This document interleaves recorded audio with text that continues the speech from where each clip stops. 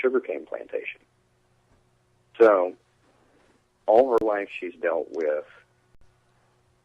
things that most people don't understand, basically seeking her out. So, I think we usually have more than our share of physical things happen to us. Well, I guess that makes sense, because if she's, I guess, for lack of a better term, is sensitive to seeing, or at least sensitive. I'll go with sensitive. I hesitate to call her psychic. Don't really like the term, because everybody and their dog, I can walk into any bar and say I'm a psychic, and just based on basic observation, I could probably con more than half the people in there. Right. That to me makes that whole claim unreliable. Which is why CSPR doesn't typically use psychics. At least we might use them. We might use someone that we know is sensitive, i.e. my wife, to point us in the right direction. But all of our evidence and all of our investigations do not center around that. We center around what we can gather as far as recordings, videos, and hard data that we can actually replicate or not replicate, as the case may be. So. Right, and that's why I kind of use the word sensitive, because psychic is so different than just being aware. I don't know. A lot of people may disagree with me on that, but I think sensitive is an appropriate term. I would consider myself to be a lot that way when it comes to ghosts and whatnot, because I wouldn't call myself a psychic, because if I was a psychic, I'd be picking the lottery numbers for myself, or at least being able to call games good enough to where I could go find a bookie and quit my day job. Well, yeah. I'll happily call her a sensitive. I, on the other hand, am not. I'm probably the least sensitive person that I know. The only time I get stuff happening to me is through bullheaded determination and from being too stupid to run out of the room when I probably ought to. So, Yeah. But, yeah, I mean, I think that's interesting, though, but you've still, by your bullheadedness, you've also kind of allowed yourself to be open to experience.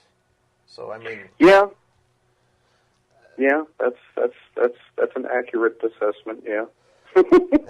Well, I mean, you look at it, and a lot of people never have had any kind of experience, and they've been seeking it, but it never happens, And I know, here you are, you seem like a pretty much nuts and bolts almost kind of approach to the paranormal. So I find it interesting that you're still getting the experience, and maybe that's because you're one of your investigative partners is sensitive, and it seems to me that people that are sensitive are like lightning rods or like moth. Well, now I had experiences before my wife and I got together, so I don't know. I mean, I definitely can tell you we've gotten a lot more since she and I have been together, but I've had weird experiences for most of my life, so I can't say that it has anything to do with that or not. I am more of a nuts and bolts kind of guy. I like to say my wife is the finesse side of it. I'm more of a blunt instrument. I like to walk in and go, okay, what are we looking for? And my wife will walk in and she'll just let her instinct guide her. And that's great. That's wonderful. We don't report the thing. I don't stand around and go, what do you feel? I don't stand around and say, okay, she doesn't tell me I'm getting a little girl that's 6 years old and yada, yada, yada. She just kind of walks around the house and things happen all around her. It does seem to be like people like that are lightning rods. She definitely is. She definitely is.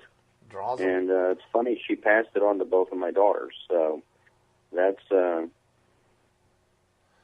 Yeah, as the father of a teenager who has that kind of stuff happening, pity me.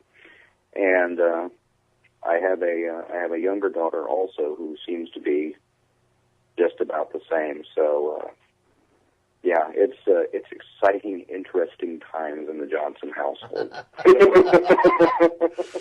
Do they ever go on investigations with you, or do you keep them away from that? Well, my youngest is too young to go. She's 10, and a lot of stuff that happens during these things is just you don't want to expose a 10-year-old to that. Now my oldest is 19, and we've invited her.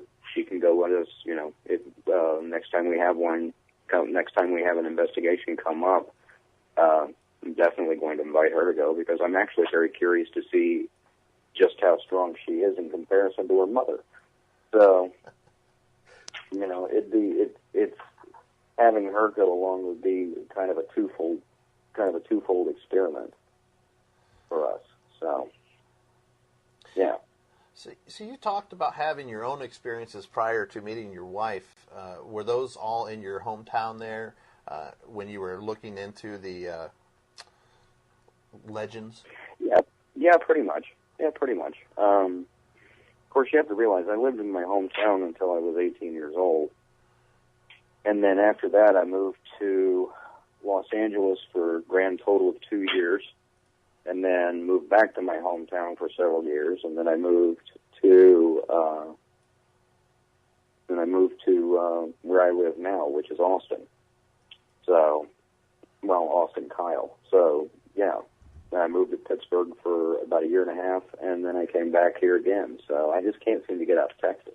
I don't think that's necessarily a bad thing. I've lived in Pittsburgh, and I'd want to go to Texas, too.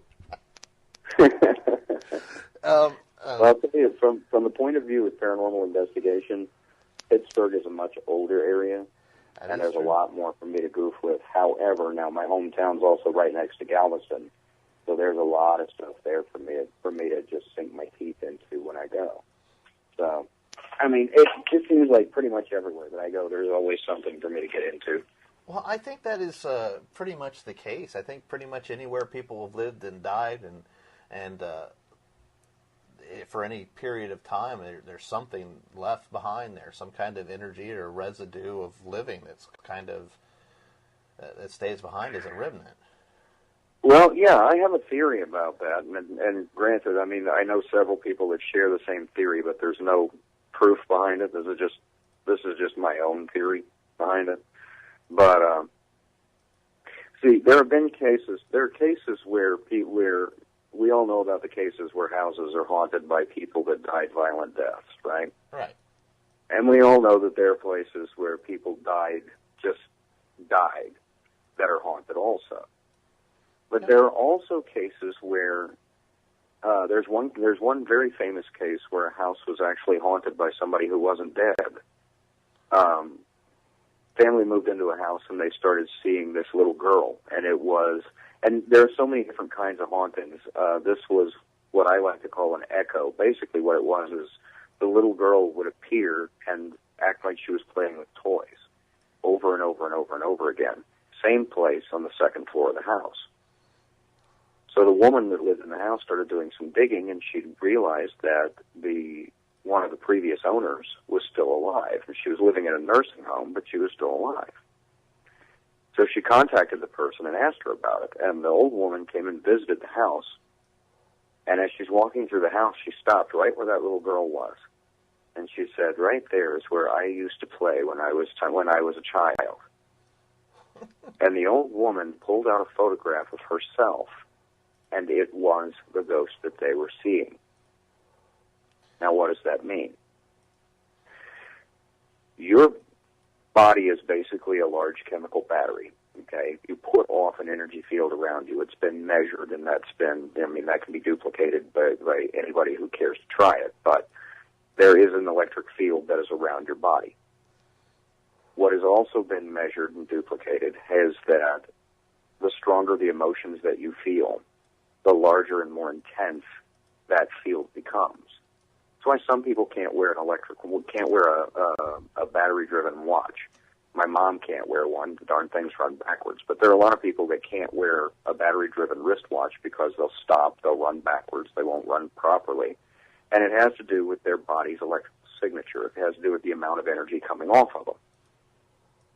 So my theory is that no matter what the emotion is, if it's fear, hate, pain, love, joy, whatever, the more intense the emotion, the higher the amount of energy that you give off, and that energy can leave a scar or leave a stain or a mark of some kind on the wood, the brick, the steel, whatever it is that you're inside.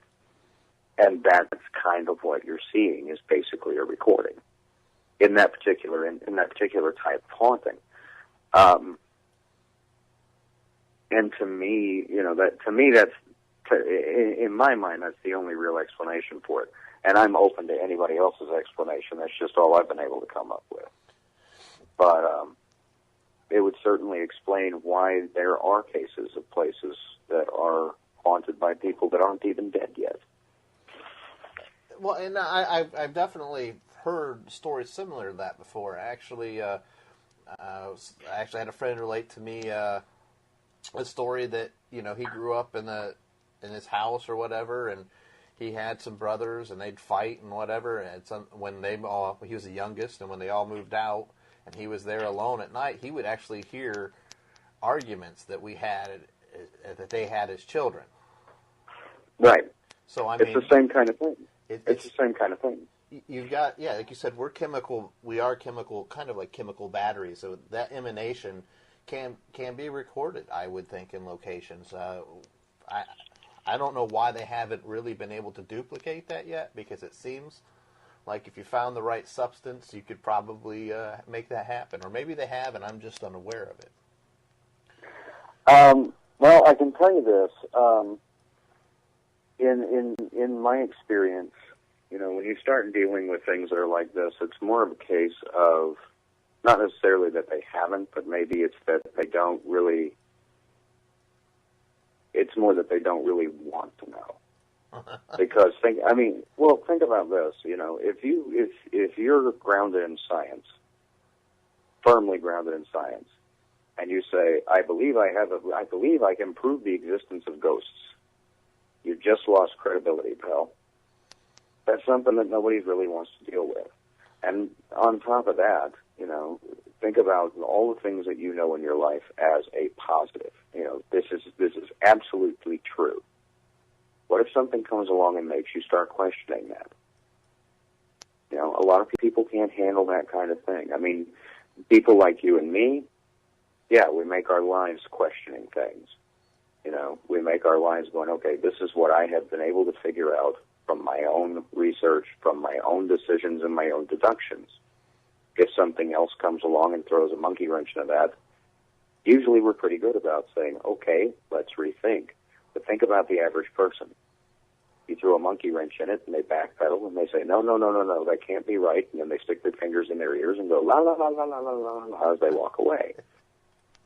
So, proving, there's an old saying, you can't really prove the existence of ghosts to anybody. I have just about as much chance of proving the existence of ghosts to a non-believer as I do proving the existence of God to an agnostic. It comes down to a choice. You have to want to believe in it, and you have to choose to believe in it. Choose whether or not you're going to, based on your own experience. So, based on my experience, yeah, I believe in ghosts. Based on my own experience, believe in UFOs too. Actually, I used to believe pro wrestling was real, so that doesn't really count. But Well, yeah.